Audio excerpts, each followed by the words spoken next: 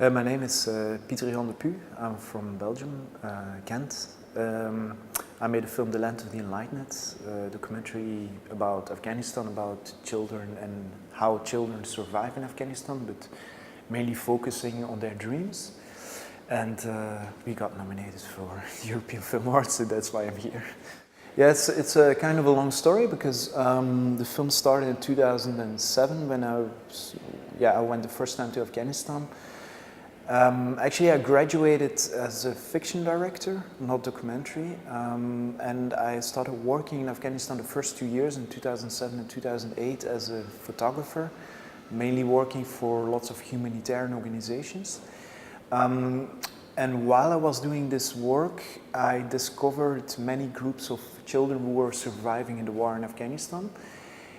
They were involved in all kind of armed trafficking, drug trafficking, the collection of scrap metal, explosives, and all the remains of the war. And then I discovered a little story of a boy who told me, when the Americans are going to leave my country, I'm gonna become the king of Afghanistan. I'm gonna marry the most beautiful princess. I'm gonna live in the palace of the king, and I'm gonna rule Afghanistan my way. And I thought it was such a very fragile but very beautiful story, actually. And that became the red line through the film that we started to make from 2008 on. So I started to spend lots of time with Afghan children, and I started to understand in the first place Afghanistan, the culture, and also to learn the language. But on a second level, to enter into their minds and their thoughts about their perspective and their reflection from themselves towards the future. And that's how we start writing actually the film together, and we started shooting basically from 2008 until last year. So that's more or less.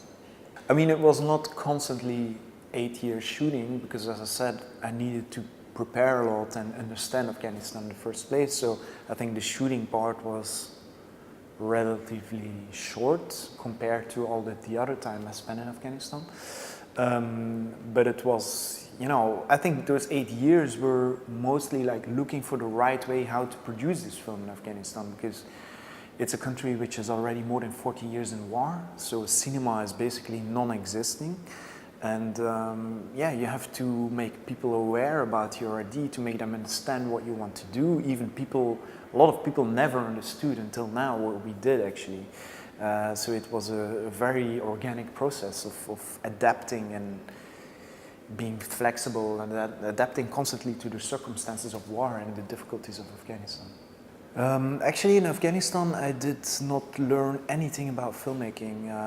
Since I left the film school, I made this film with everything that I learned at school. Because right after I left from school, I never worked as an assistant or, I don't know, on huge film sets or something. So I immediately went to Afghanistan. So you can say that everything I learned from school was, again, used in Afghanistan.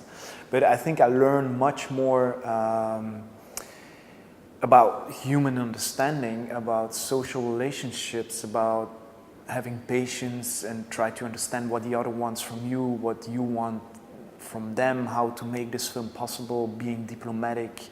On a human level mostly, social level especially. And that was what we needed also in Afghanistan, because there was no possibility to use like very advanced techniques or really huge cinema standards, because Afghanistan was just basically not allowing us. There was even not electricity. So like a huge part of this film we shot like with a manual camera, with a Bolex from the 60s, with a spring.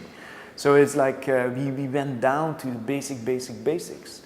Otherwise it was just, we came in the first place to Afghanistan with the idea, okay, we're gonna implement like a fiction structure, also because the production pushed us that way, because they wanted to minimize the time being in Afghanistan, and by minimizing the time, also minimizing the risks of being attacked. But we got attacked anyway, but at least less as possible. But that was not the way how Afghanistan functions. Like if it's not today, it's going to be tomorrow, or 1 week later, or maybe 2 months later. So we quickly understood that you have to listen to them, and you have to you know, to be patient in the first place. And it was not possible to say, okay, we have 45 shooting days with this amount of equipment, this people, this budget, and we're gonna do like work on a tight schedule. Forget it. After a week, it was like poubelle, you know. So yeah, that was yeah. If you ask me, that's what I learned from Afghanistan. I never thought about giving up, to be honestly, but it was, especially in 2013, it was a very tough time, and a lot of people around me wanted to stop the film because we got attacked at that time by Taliban.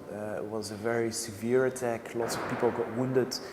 All the equipment got damaged. The insurance didn't want that we return to Afghanistan.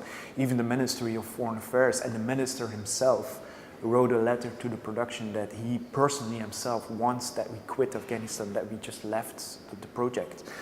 And that was a dark moment, especially not the attack, but the aftermath of the attack, because we were in a kind of situation that so much money was involved, so many co-productions were involved, everybody was expecting a film about children and their dreams in Afghanistan, and a very ambitious project.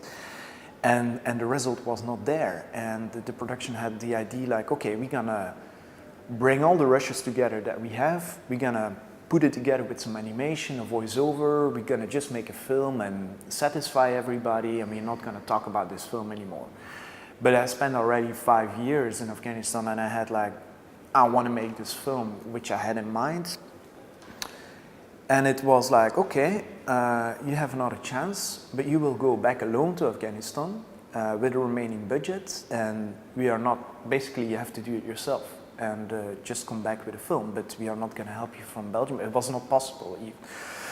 So that was a kind of, you know, a tough moment, because I knew if I wanted to make this film, I needed to train Afghans, and I needed to have lots of time to create actually many plans, an A plan, a B plan, a C plan, an F plan, again to adapt to the situations in Afghanistan, be very mobile with one crew, small crew, one car, one camera, and shoot the film like this way. And that's the way how we did it. We shot basically 80% by constantly moving, changing crews, people telling wrong information where we're heading to. Actually, we were saying we head to Faizabad, we were heading to Kandahar, and you know, doing this way.